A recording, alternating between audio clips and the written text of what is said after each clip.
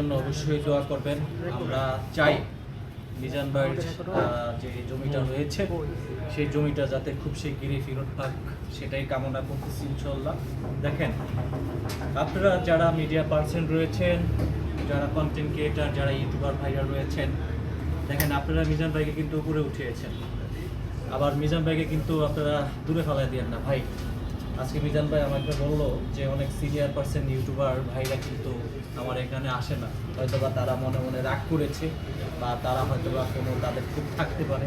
তো আমি বলবো কি ভাই, এই মানুষটার জায়গায় যদি আমি থাকতাম তাহলে নিশ্চিত নির্ঘাত পাগল হয়ে যেতাম। কারণ আল্লাহ তাআলা যে ধৈর্য দিয়েছে মাশাআল্লাহ খুবই ভালো।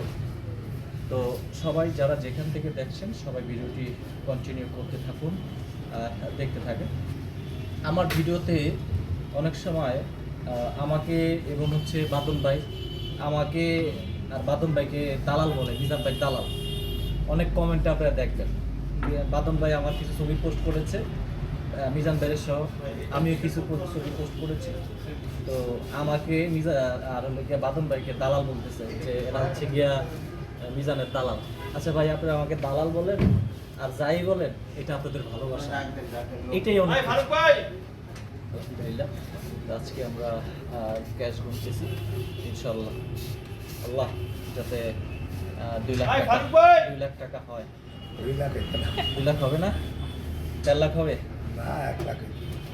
না? 1 লাখের বেশি হবে, 1 লাখের বেশি হবে ইনশাল্লাহ।